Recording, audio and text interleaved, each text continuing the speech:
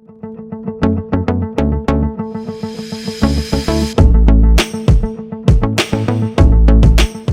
Dear friends and students, कैसे हैं आप लोग? Hope you all are good. और वैसे तो आपने थंबनेल देख ही लिया और आप समझ चुके हैं कि आज हम किस टॉपिक को डिस्कस करने वाले हैं। जी हाँ, हम कंटिन्यू कर रहे हैं उसी सीरीज को जहां पर हमने अपनी फर्स्ट बुक क्लास 12 के सभी एमसीक्यू क्वेश्चंस को डिस्कस कर लिया था। तो आज के इस वीडियो लेक्चर में हम स्टूडेंट डिस्कस करेंगे क्लास 12 की सेकेंड बुक के थर्ड चैप्टर को, जिसका नाम है नियोजित विकास की राजनीति। और अगर आप न्यू है इस चैनल को तो प्लीज हमारे चैनल को लाइक करें, सब्सक्राइब करें और अपने फ्रेंड्स और फैमिली के साथ शेयर करना बिल्कुल ना भूलें, क्योंकि इस तरीके की एजुकेशनल वीडियोस जो है वो हमारे इस चैनल पर आपको मिलती रहेगी। और अगर आपको चाहिए वो डाटा जिससे हम पढ़ाते हैं तो फॉलो करें हमारे टेलीग्राम चैनल को। उसका लिंक जो है वो मैं नीचे डिस्क्रिप्शन में दे दूंगा। और जितने भी इंपॉर्टेंट पीडीएफ डॉक्यूमेंट्स हैं अदर सब्जेक्ट के लिए, वो भी आपको हमारे इसी टेलीग्राम चैनल पे मिल जाएंगे। तो चलिए without wasting any more time शुरू करते हैं अपने आज की क्लास मेरे यानी लेक्चरर उदय कुमार के साथ।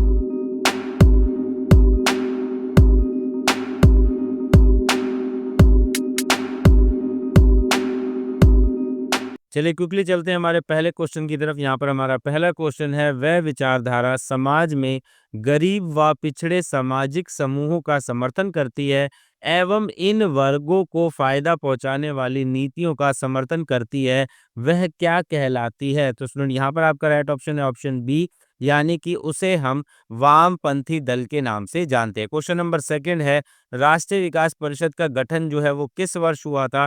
तो यहाँ पर स्टूडेंट आपका राइट ऑप्शन है ऑप्शन सी, यानी कि 6 अगस्त 1952। थर्ड क्वेश्चन है, राष्ट्रीय विकास परिषद का पदेन अध्यक्ष जो है वो कौन होता है? तो स्टूडेंट यहाँ पर आपका राइट ऑप्शन है ऑप्शन बी, यानी कि उसे हम प्रधानमंत्री के नाम से जानते हैं। क्वेश्चन नंबर 4 है, वह विचारधारा जो यह मानती है कि सरकार को अर्थव्यवस्था में गैर जरूरी हस्तक्षेप नहीं करना चाहिए, क्या कहलाती है? तो स्टूडेंट यहाँ पर आपका राइट ऑप्शन है ऑप्शन ए, यानी कि उसे हम दक्षिणपंथी के नाम से जानते हैं। क्वेश्चन नंबर 5 है, योजना आयोग की स्थापना किस वर्ष हुई या कब हुई?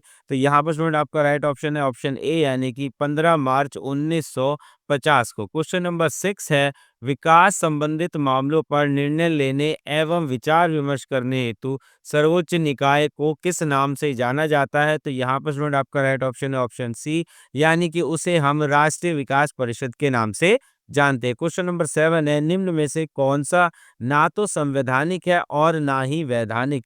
तो स्टूडेंट यहाँ पर आपका राइट ऑप्शन है ऑप्शन सी, यानी कि राष्ट्रीय विकास परिषद ही जो है ना तो वो संवैधानिक है और ना ही वैधानिक। क्वेश्चन नंबर 8 है, राष्ट्रीय विकास परिषद की प्रथम बैठक जो है वो किस वर्ष हुई थी? तो स्टूडेंट यहाँ पर आपका राइट ऑप्शन है ऑप्शन बी, यानी कि 1952 में। चलिए जल्दी से चलते हैं हमारे नेक्स्ट क्वेश्चन की तरफ। हमारा नेक्स्ट क्वेश्चन है क्वेश्चन नंबर 9। और यहाँ पर क्वेश्चन है, पंचवर्षीय योजना के अनुमोदन से संबंधित मामलों पर निर्णय लेने वाला एक सर्वोच्च निकाय है? तो स्टूडेंट यहाँ पर आपका राइट ऑप्शन है ऑप्शन सी, यानी कि राष्ट्रीय विकास परिषद ही वो निकाय है। चलिए क्विकली चलते हैं क्वेश्चन नंबर 10 की तरफ। क्वेश्चन नंबर 10 है, नीति उपसभापति की नियुक्ति किसके द्वारा की जाती है? तो यहाँ पर नीति का मतलब किससे है? नीति आयोग से है। तो स्टूडेंट यहाँ पर जो आपका राइट ऑप्शन है वो है ऑप्शन ए, यानी कि प्रधानमंत्री। क्वेश्चन नंबर 11 है, निम्न में से कौन सा राष्ट्रीय विकास परिषद का सदस्य है? तो स्टूडेंट यहाँ पर आपका राइट ऑप्शन है ऑप्शन ई, यानी कि उपरोक्त सभी जो हैं वो राष्ट्रीय विकास परिषद के क्या हैं? सदस्य हैं। क्वेश्चन नंबर 12 है, राष्ट्रीय विकास परिषद की प्रथम बैठक की अध्यक्षता किसके द्वारा की गई थी? तो स्टूडेंट यहाँ पर आपका राइट ऑप्शन है ऑप्शन ए, यानी कि पंडित जवाहरलाल नेहरू जी के द्वारा की गई थी। क्वेश्चन नंबर 13 है, राष्ट्रीय विकास परिषद अब तक कितनी बैठक जो है वो हो चुकी है? तो यहाँ पर स्टूडेंट आपका राइट ऑप्शन है ऑप्शन डी, यानी कि उपरोक्त में से कोई नहीं। चलिए क्विकली चलते हैं हमारे नेक्स्ट क्वेश्चन की तरफ। क्वेश्चन नंबर 14 है, द्वितीय पंचवर्षीय योजना में अधिक बल जो है वो किस पर दिया गया था? तो स्टूडेंट यहाँ पर आपका राइट ऑप्शन है ऑप्शन बी, यानी कि उद्योगों पर दिया गया था। और अगर क्वेश्चन आता है कि प्रथम पंचवर्षीय योजना में जो सबसे अधिक बल है वो किस पर दिया गया था, तो आपका राइट ऑप्शन होगा कृषि पर। जल्दी से चलते क्वेश्चन नंबर 15 की तरफ। क्वेश्चन नंबर 15 है, निम्नलिखित कथनों की जांच करें और त्रुटि को पहचाने, यानी कि इनमें से कोई एक ऐसा है जिसमें गलती है और वो गलती है ऑप्शन ए में, यानी कि राष्ट्रीय विकास परिषद भारत सरकार द्वारा गठित एक वैधानिक संस्था है। तो ये क्या है? त्रुटि है और ये पॉइंट जो हमारा गलत है। क्वेश्चन नंबर 16 है, योजना आयोग के पदेन अध्यक्ष जो है वो कौन होते हैं? तो स्टूडेंट यहाँ पर आपका राइट ऑप्शन है ऑप्शन सी, यानी कि वो होते हैं प्रधानमंत्री। क्विकली चलते हैं हमारे नेक्स्ट क्वेश्चन की तरफ। हमारा नेक्स्ट क्वेश्चन है क्वेश्चन नंबर 17 और यहाँ पर क्वेश्चन पूछा गया है, निम्नलिखित में से इकोनॉमिक ऑफ पार्सल्स की जो पुस्तक है उसके लेखक कौन है? तो स्टूडेंट यहाँ पर आपका राइट ऑप्शन है ऑप्शन डी, यानी कि जे.सी. कुमारप्पा। क्वेश्चन नंबर 18 है, प्रथम पंचवर्षीय योजना में अधिक बल किस पर दिया गया? ये क्वेश्चन हमने अभी-अभी डिस्कस किया है और यहाँ पर आपका राइट ऑप्शन है ऑप्शन ए, यानी कि कृषि क्षेत्र पर अधिक ध्यान दिया गया। क्वेश्चन नंबर 19 है, निम्न में से कौन सा मिल्कमैन ऑफ इंडिया के नाम से भी जाना जाता है? और स्टूडेंट यहाँ पर आपका राइट ऑप्शन है ऑप्शन बी, यानी कि वर्गीस कुरियन को ही मिल्कमैन ऑफ इंडिया के नाम से जाना जाता है। क्वेश्चन नंबर 20 है, बॉम्बे प्लान के बारे में निम्नलिखित में से कौन सा बयान यानी कि कौन सा स्टेटमेंट जो है वो क्या है, सही नहीं है? और यहाँ पर राइट ऑप्शन है ऑप्शन बी, यानी कि इसमें उद्योगों के ऊपर राज्य के स्वामित्व का क्या किया गया था, समर्थन किया गया था। क्वेश्चन नंबर 21 है, भारत ने शुरुआती दौर में विकास की जो नीति अपनाई उसमें निम्नलिखित में से कौन सा शामिल नहीं था? तो स्टूडेंट यहाँ पर आपका राइट ऑप्शन है ऑप्शन बी, यानी कि उदारीकरण। नेक्स्ट क्वेश्चन है क्वेश्चन नंबर 22 और क्वेश्चन है, निम्नलिखित में से कौन सा विचार भारत की विकास नीति की शुरुआती चरणों का हिस्सा नहीं था? और स्टूडेंट यहाँ पर जो आपका राइट ऑप्शन है वो है ऑप्शन ए, यानी कि उदारीकरण। चलिए जल्दी से चलते क्वेश्चन नंबर 23 की तरफ। क्वेश्चन नंबर 23 है, उड़ीसा किस धातु के लिए विख्यात है? तो यहाँ पर स्टूडेंट आपका राइट ऑप्शन है ऑप्शन ए, यानी कि लो अयस्क। क्वेश्चन नंबर 24 है, विकास की सामाजिक मॉडल जो है वो किस देश से अपनाया गया था? तो यहाँ पर आपका राइट ऑप्शन है ऑप्शन ए, यानी कि सोवियत संघ।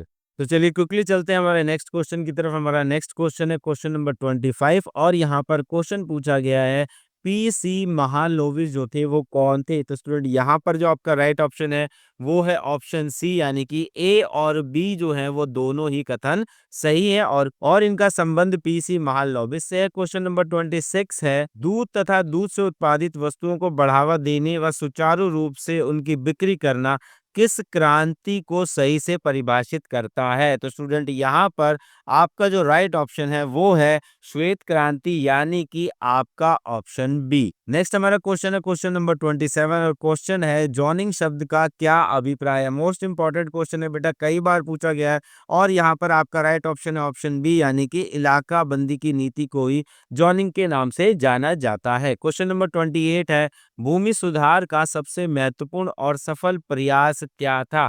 तो स्टूडेंट यहाँ पर जो आपका राइट ऑप्शन है वो है ऑप्शन बी, यानी कि जमींदारी प्रथा की समाप्ति ही इसका सबसे सही प्रयास था। नेक्स्ट हमारा क्वेश्चन है क्वेश्चन नंबर 29 और क्वेश्चन है, स्वतंत्रता के बाद भारत के विकास के लिए कौन से मॉडल को अपनाया?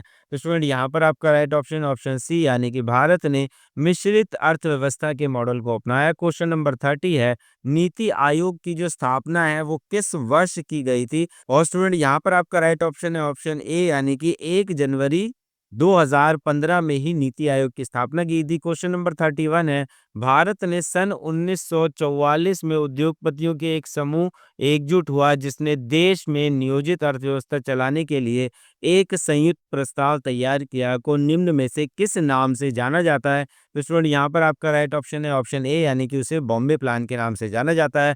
क्वेश्चन नंबर 32 है, एक ऐसी व्यवस्था का निर्माण है जिसमें मानव कई तकनीक और विज्ञान का प्रयोग करके मानव समुदाय का विकास और उसकी समस्याओं का समाधान कर सके, क्या कहलाता है? तो स्टूडेंट यहाँ पर आपका राइट ऑप्शन है ऑप्शन बी, यानी कि वो कहलाता है आधुनिकीकरण। क्वेश्चन नंबर 33 की तरफ चलते हैं। क्वेश्चन नंबर 33 है, नीति आयोग के वर्तमान सीईओ कौन है? तो बेटा अभी तक की जो अपडेट इन्फॉर्मेशन है 2024 के अनुसार, और यहाँ पर जो आपका राइट ऑप्शन है बेटा वो है ऑप्शन सी, यानी कि श्री वी.सी.आर. सुब्रमण्यम जो हैं वो वर्तमान में क्या है, सीईओ हैं। क्वेश्चन नंबर 34 है, निम्नलिखित में से कौन सा नीति आयोग का कार्य जो है वो नहीं है? और स्टूडेंट यहाँ पर जो आपका राइट ऑप्शन है वो है ऑप्शन सी, यानी कि भारत की पंचवर्षीय योजना को अंतिम स्वीकृति देने के लिए। नेक्स्ट क्वेश्चन है क्वेश्चन नंबर 35 और क्वेश्चन है नीति आयोग के वर्तमान उपाध्यक्ष कौन है। तो स्टूडेंट यहाँ पर आपका राइट ऑप्शन है ऑप्शन बी यानी कि सुमन के बेरी जो है वो वर्तमान में क्या है उपाध्यक्ष हैं। क्वेश्चन नंबर 36 है नीति आयोग के बारे में निम्नलिखित में से कौन सा कथन जो है वो सही है। और यहाँ पर स्टूडेंट आपका राइट ऑप्शन है ऑप्शन डी यानी कि नीति आयोग भारत सरकार की एक पॉलिसी थिंक टैंक के रूप में कार्य करता है। क्वेश्चन नंबर 37 है नीति आयोग का पूरा नाम क्या है। तो स्टूडेंट यहाँ पर आपका राइट ऑप्शन है सी यानी कि national institute for transforming India को ही हम नीति के नाम से जानते हैं। क्विकली चलते हैं नेक्स्ट क्वेश्चन की तरफ। नेक्स्ट हमारा क्वेश्चन है क्वेश्चन नंबर 38 और क्वेश्चन है निम्न में से कौन सा नीति आयोग का उद्देश्य है। तो स्टूडेंट यहाँ पर आपका राइट ऑप्शन है ऑप्शन सी यानी कि निरंतर संरचनात्मक सहयोग की पहल और सहयोग को बढ़ाना। नेक्स्ट क्वेश्चन है क्वेश्चन नंबर 39 और क्वेश्चन है पश्चिमी सभ्यता को अपनाना।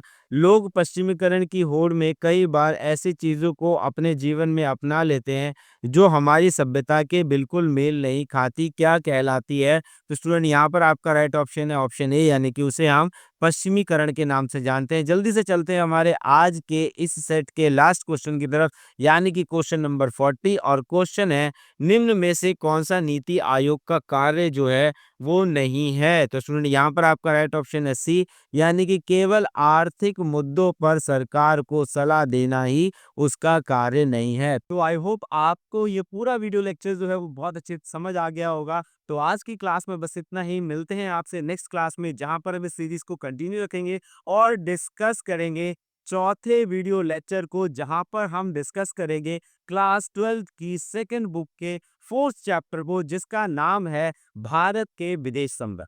तो आज के इस वीडियो लेक्चर में बस इतना ही। मिलते हैं आपसे नेक्स्ट वीडियो लेक्चर में, तब तक के लिए जय भीम जय भारत।